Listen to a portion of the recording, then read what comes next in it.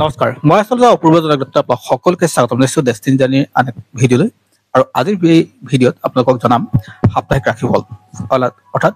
সোমবাৰৰ পৰা দেওবাৰলৈ অৰ্থাৎ 16 ডিচেম্বৰৰ পৰা 22 ডিচেম্বৰ দেওবাৰলৈ এই ৰাশিফল থাকিব আৰু আপোনালোকৰ ৰাশি অনুসৰি জনাবলৈ যত্ন কৰিম। আপোনালোকৰ আপোনালোকে যদি আমাৰ এই ফেচবুক পেজটো প্ৰথমবাৰ কাৰণে চাইছে তেনেহ'লে পেজটো ফ'ল' কৰিব আৰু ইউটিউবত যদি চাইছে আমাৰ এই ভিডিঅ' তেনেহ'লে চেনেলটো ছাবস্ক্ৰাইব কৰি কাষত থকা বেল আইকনটো প্ৰেছ কৰিবলৈ নাপাহৰিব যাতে অনাগত দিনত আমাৰ ষ্ট্ৰেটেজি ভিডিঅ'সমূহ আপুনি সহজে পায়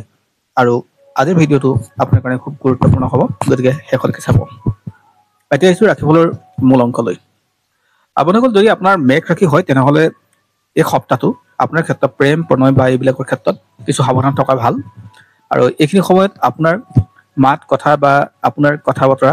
বা যিকোনো কাম আপোনাৰ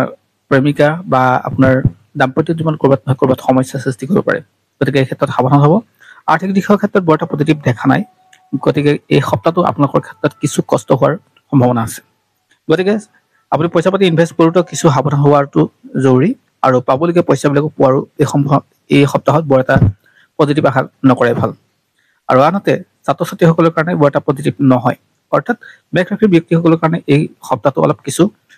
কষ্টকৰ হ'ব পাৰে।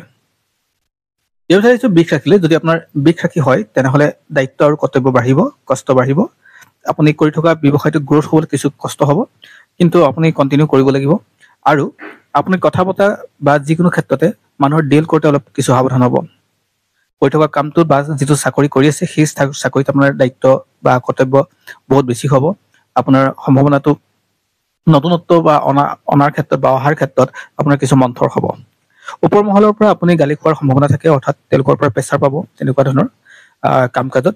আৰু আপোনাৰ ক্ষেত্ৰত বিবাহ বাৰু এইবিলাকৰ ক্ষেত্ৰত যদি কথা বতৰা আৰম্ভ হয় তেনেহ'লে এইখিনি ক্ষেত্ৰত আজিৰ পৰা বা অৰ্থাৎ সোমবাৰৰ পৰা দেওবাৰলৈকে এইখিনি সময়ত অলপ সাৱধান হ'ব যাতে কথা বতৰাবিলাকে আপোনাৰ অন্য ৰূপ নলয়।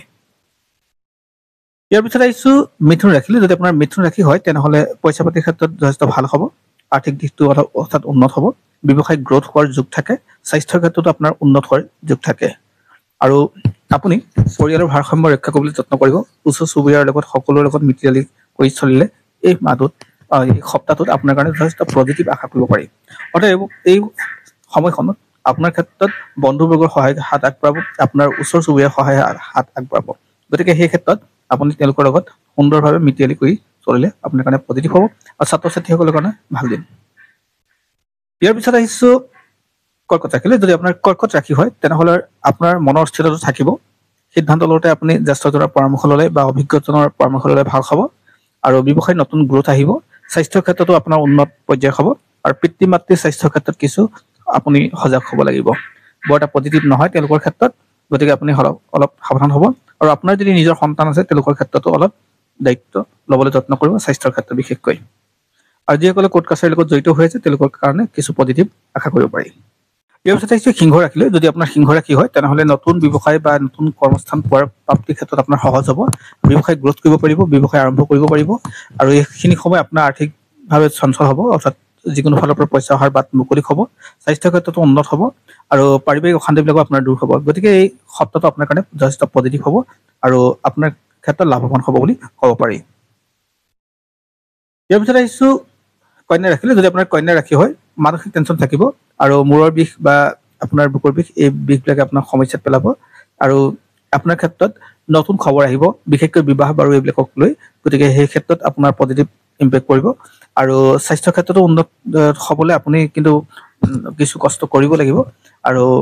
আপোনাৰ ক্ষেত্ৰত আৰু এটা কথা আপুনি মন কৰিব, পইচা পাতি ইনভেষ্ট কৰোঁতে কিন্তু কিছু সাৱধান হোৱাটো দৰকাৰ আৰু সাধাৰণতে মাটি বাৰী বা প্ৰপাৰ্টি যদি ক্ৰয় কৰিম বুলি ভাবিছে তেনেহ'লে আপুনি ক্ৰয় কৰিব পৰাকৈ এই সপ্তাহটো আপোনাৰ কাৰণে গুৰুত্বপূৰ্ণ হ'ব।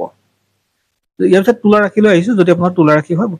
সপ্তাহটো আপোনাৰ কাৰণে যথেষ্ট পজিটিভ হয়, আপোনাৰ নতুন আশা পূৰ হ'ব, মাটি বাৰী প্ৰপাৰ্টিৰ লগত জড়িত কামবিলাক আপোনাৰ হৈ উঠিব আৰু ব্যৱসায় বাণিজ্য আপোনাৰ গ্ৰ'থ হ'ব, স্বাস্থ্যৰ ক্ষেত্ৰতো উন্নত হ'ব আৰু নতুন খবৰ আহিব আপোনাৰ ক্ষেত্ৰত আৰু পৰিয়ালৰ মাজত একতা বৃদ্ধি হ'ব আৰু পতি পত্নীৰ মাজত দাম্পত্য সুখ বৃদ্ধি পাব। আৰু ইয়াৰ পিছত আহিছোঁ বৃশ্চিক ৰাশিলৈ। যদি আপোনাৰ বৃশ্চিক ৰাশি হয় ঘৰুৱা শত্ৰু বা আপোনাৰ যিকোনো ক্ষেত্ৰত শত্ৰুতাৰ বৃদ্ধি পাব আৰু ঘৰুৱা শত্ৰু বুলি এইকাৰণে ক'লোঁ, শত্ৰু সদায় ঘৰৰ পৰা প্ৰথমে আৰম্ভ হয় বুলি কোৱা হয়, গতিকে বা ওচৰ চুবুৰীয়া, গতিকে সেইখিনি ক্ষেত্ৰত আপুনি অলপ সাৱধান হ'ব যাতে আপোনাৰ ওচৰ চুবুৰীয়াৰ লগত আপুনি কোনো ক্ষেত্ৰতে বা ঘৰুৱাৰ লগত কোনো ক্ষেত্ৰতে তৰ্ক বিতৰ্ক নকৰে সেইখিনি কথাত আপুনি অলপ গুৰুত্ব দিব আৰু বহু ক্ষেত্ৰত আপোনাৰ নেগেটিভ কথাবিলাকে আপোনাক ক্ৰিয়া কৰিব গতিকে নেগেটিভ কথাৰ পৰা আপুনি হাত সাৰিবলৈ যত্ন কৰিব আৰু সাধাৰণতে পজিটিভ মন এটা লৈ যিকোনো ক্ষেত্ৰত কাম কৰিব গ'লে তেনেহ'লে আপোনাৰ ক্ষেত্ৰত লাভ হোৱাৰ যোগ থাকে যথেষ্ট ধনু ৰাখিলে যদি আপোনাৰ ধনু ৰাখি হয় নতুনত্ব আহিব সপ্তাহটো আপোনাৰ কাৰণে পজিটিভ কঢ়িয়াই আনিব স্বাস্থ্যৰ ক্ষেত্ৰতে হওক ব্যৱসায় বাণিজ্যৰ ক্ষেত্ৰতে হওক কৰ্মস্থানতে হওক আপোনাৰ লাভ হ'ব আৰু পদোন্নতিৰ যোগ সৃষ্টি হয় গতিকে এই সপ্তাহটো আপোনাৰ কাৰণে পজিটিভ বুলি ক'ব পাৰি স্বাস্থ্যৰ ক্ষেত্ৰতো আপোনাৰ উন্নত হ'ব পূৰ্বতে হৈ থকা বেমাৰ আজাৰবোৰ আপোনাৰ ভাল হ'ব আৰু সমান্তৰালকৈ আপোনাৰ সন্তানৰ পৰাও আপুনি লাভৱান পাব ইয়াৰ পিছত হৈছে মকৰ ৰাশিলৈ যদি আপোনাৰ মকৰ ৰাশি হয় দাম্পত্য সুখ বৃদ্ধি পাব আপোনাৰ পৰিয়ালৰ কিছু অলপ সময় দিয়ক স্বাস্থ্য উন্নত হ'ব ব্যৱসায় বাণিজ্য আপোনাৰ গ্ৰ'থ হ'ব ইয়াৰ পিছত আহিছোঁ কুম্ভ ৰাশিলৈ যদি আপোনাৰ কুম্ভ ৰাশি হয় তেনেহ'লে সপ্তাহটো আপোনাৰ কাৰণে যথেষ্ট ইতিবাচক হ'ব আৰু এই সপ্তাহত আপোনাৰ কথা আন দহজনে ৰ লাগি শুনিব অৰ্থাৎ আপুনি ৰাজহুৱাভাৱে ব্যস্ততা থকাৰ পিছত আপুনি ৰাজহুৱাভাৱে স্বীকৃতি পোৱাৰ যোগ থাকে অৰ্থাৎ আপোনাৰ যিকোনো প্ৰতিভা আপোনাৰ বিকাশৰ সুযোগ পাব স্বাস্থ্যৰ ক্ষেত্ৰতো উন্নত হ'ব ব্যৱসায়িকভাৱে ভাল হ'ব আৰু জীৱনৰ এটা ভাল ৰাস্তাৰ পথ সন্ধান হ'ব যিটো পথত আপোনাৰ জীৱনৰ অগ্ৰগতি হ'ব ভালদৰে আৰু গ্ৰ'থৰ ক্ষেত্ৰত বুলি ক'লে ব্যৱসায় হওক বা কৰ্মস্থানেই হওক আপোনাৰ গ্ৰ'থ হ'ব আৰু যিসকল চাকৰি বাকৰি পোৱা নাছিল তেওঁলোকৰ কাৰণেও চাকৰি বাকৰি পোৱাৰ যোগ থাকে আৰু শেষত আহিছোঁ মীন ৰাশিলৈ যদি আপোনাৰ মীন ৰাশি হয় তেনেহ'লে কাজিয়া পেচালৰ পৰা আপুনি বাচিব লাগিব অৰ্থাৎ আপুনি যিকোনো ক্ষেত্ৰতে আপোনাৰ নিজৰ দম বা নিজৰ কাজিয়া কৰাৰ মনটো পৰিহাৰ কৰিব লাগিব বহু ক্ষেত্ৰত আপোনাৰ প্ৰেমিক প্ৰেমিকাৰ মাজত দেখা যায় মানে অথান্তৰ ঘটিব অৰ্থাৎ তেওঁলোকৰ মাজত মতবিৰোধ হোৱাৰ যোগ থাকে স্বাস্থ্যৰ ক্ষেত্ৰত বৰ এটা পজিটিভ নাথাকে আপোনাৰ যি কৰ্মস্থান আছে সেই কৰ্মস্থানটো আপোনাৰ ষ্টাফৰ মাজত কাজিয়া পেচাল হোৱাৰ যোগ থাকে আৰু ব্যৱসায়িক গ্ৰ'থৰ ক্ষেত্ৰতো ক'ৰবাত নহয় ক'ৰবাত আপোনাৰ লেহেম দেখা গৈছে গতিকে এইখিনি সময় আপুনি কিছু কথা বা চিন্তা কৰি কামবিলাক কৰিলে যথেষ্ট শুভ হ'ব স্বাস্থ্যৰ ক্ষেত্ৰতো আপুনি সাৱধান হ'বই লাগিব ধন্যবাদ এয়া আছিল সপ্তাহৰ ৰাশি